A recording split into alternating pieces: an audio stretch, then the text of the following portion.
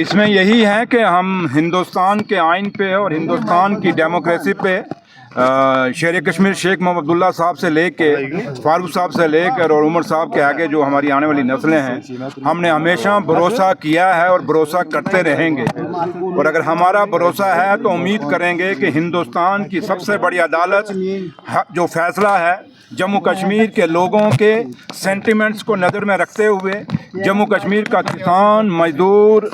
दुकानदार, छोटे से छोटा आदमी जो दूर दराज पहाड़ों में रहता है, उनके सेंटिमेंट्स को समझेगा। और सबसे बड़ी बात कि हिंदुस्तान का सबसे बड़ा अदालत जो है वो जम्मू कश्मीर के उस नौजवान बच्चे की पुकार सुनेगा। वो बच्चा जो आज घर घर में बेरोजगार है, उस माँ की बात सुनेगा जिस माँ ने अपने बच्चे को बड़े प्यार से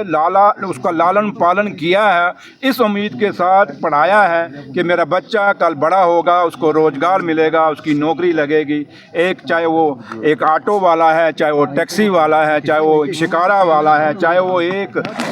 रेत निकालने वाली नौका का वो आदमी है, हर आदमी की यही कोशिश रहती है कि मैं बच्चे को पढ़ाऊँ और मुझे रोज़गार मिले। और उम्मीद करेंगे कि इन सब चीज़ों को मद्देनज़र रखते हुए, और आज जो 1 साल हो गया जम्मू कश्मीर की सरकार को, और जम्मू कश्मीर की जो उमर अब्दुल्ला सरकार है उसको कितनी मुश्किलें और मुसीबतें झेलनी पड़ रही हैं ये 2 सरकारों से। एक सरकार वो है जिसे आप लोगों ने और जम्मू कश्मीर के लोगों ने अपने दिलों से जिता के भेजा है। वो एक साइड वो सरकार है जो सिलेक्टेड है, नॉमिनेटेड है, बैठाई हुई सरकार है। अब फैसला सुप्रीम कोर्ट ने करना है कि ये जम्मू कश्मीर की हुकूमत वो लोग करेंगे जिनको लोगों ने चुन के भेजा है, या वो लोग करेंगे जो 5 साल से यहाँ थोपे गए हैं। इसलिए उम्मीद यही करेंगे। आज आप लोग अगर मुझे सवाल पूछ रहे हैं तो मैं हिंदुस्तान की सबसे बड़ी अदालत से, सुप्रीम कोर्ट इंडिया से, ऑनरेबल जजेस से यही उम्मीद करूँगा कि आप जम्मू कश्मीर, वो जम्मू कश्मीर जहाँ शेर और बकरी ने गठा पानी पिया है, वो जम्मू कश्मीर जहाँ का भाईचारा और जहाँ की मेहमान नवाजी देश और दुनिया में जानी जाती है, उस जम्मू कश्मीर के हक़ में आप फैसला देंगे। और जो स्टेट का दर्जा हमसे छीना गया,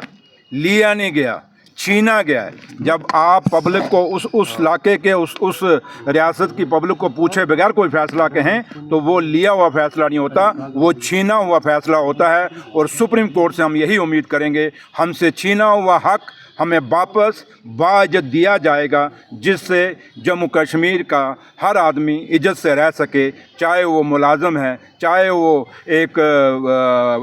किसान है, एक मजदूर है, मिल सके। ये उम्मीद हम हिंदुस्तान की सुप्रीम कोर्ट आएंगे तो ऐसे पर्दे आपके खोलेंगे। एक वो आजकल एक नवा लीडर भी है, लॉलीपॉप लीडर भी आप सुनते होंगे आजकल आता है, उसका नाम कुछ और है लेकिन मुझे लॉलीपॉप ही है शायद। और लॉलीपॉप लीडर भी सुबह उठता है, कल मैं देख रहा था, कह रहा था उमर साहब ने क्या किया 12 सिलेंडरों का, उमर साहब ने क्या किया जो 1 लाख नौकरी देने से, उमर साहब ने क्या किया वो 10 किलो राशन देने का, उमर साहब ने ये नहीं किया, उमर साहब ने वो नहीं किया। उसको पूछो तूने कौन से 11 साल में फट मार लिए जो हमें पूछ रहा है 10 महीने में क्या कर लिया, उसको बोलो। अच्छा एक बात उस लॉलीपॉप लीडर ने कल क्या कहा कि अगर आपकी कोई फाइल नहीं निकल रही हमें बताओ, हम जाके निकलें। इसका मतलब नेक्सस है वो लॉलीपॉप लीडर में और एलजी साहब में। आप जानबूझ के अच्छा दोनों मिलके हमारे जम्मू कश्मीर के कामों को रोक रहे हो। अगर वो कहता है कि मुझे बताओ कौन सी फाइल है तो बोलो उसको भैया कैबिनेट ने डिसीजन किया हुआ सबसे बड़ी फाइल है बिजनेस रूल जम्मू कश्मीर की, जो हमारी सरकार ने दिया, वही बिजनेस रूल की फाइल हमें वापस दे दे, वही निकलवा दे अगर इतनी तेरी चलती है। और कल मैं महबा जी की भी स्टेटमेंट सुन रहा था, वही भाषा बोल रही थी जो लॉलीपॉप लीडर साहब बोल रहा है, जो बीजेपी का, वो उसकी भाषा और महबा जी की। हम कहते थे कि महबा जी एलजी साहब को मिलने क्यों गई,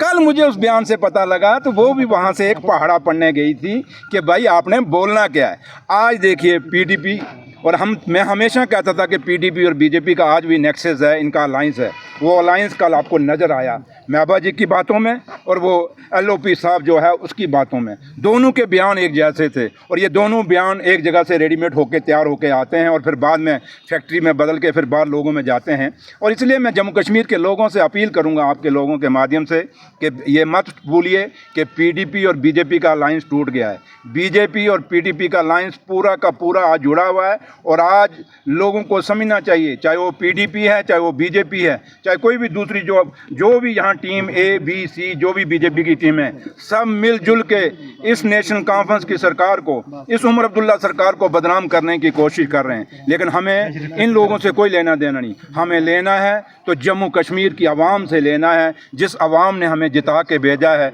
जिस आवाम ने एक भरोसा हम पे रखा है, उस आवाम को मैं कहना चाहूँगा कि आप मेरे लीडर और जम्मू कश्मीर के मुख्यमंत्री उमर अब्दुल्ला साहब पे भरोसा रखिए, यकीन रखिए। जो भरोसा आपने करके जम्मू कश्मीर में नेशनल कॉन्फ्रेंस के लोगों को जिताया, हमारे MLOं को जिताया, हमारी सरकार बनाई, आपसे ये वादा रहा कि जम्मू कश्मीर की उमर अब्दुल्ला सरकार एक एक वादा आपको पूरा करेगी। सिर्फ है कि थोड़ा सा जो हमें ये मुश्किलें और मुसीबतें चारों तरफ से हम पे अटैक हो रहे हैं, उसमें अगर हमारी कोई मदद कर सकता है तो वो जम्मू कश्मीर की आवाम कर सकती है। पहले भी उन्होंने किया है, आज भी वो करेंगे। लेकिन इतना हम यकीन दिलाते हैं कि आज जब मैं यहाँ BED कॉलेज में खड़ा हूँ और श्रीनगर में, और मेरे साथ शमीमा फिरदौस मैडम हैं, परदेसी साहब ऑनरेबल दोनों MLA साहब हैं, हमारा सब यहाँ आने का मकसद आप ये देख लें, यहाँ रील बनाने नहीं आए, हम देखने आए हैं कि जो काम हम कर रहे हैं वो कंप्लीट हो रहे हैं या नहीं हो रहे।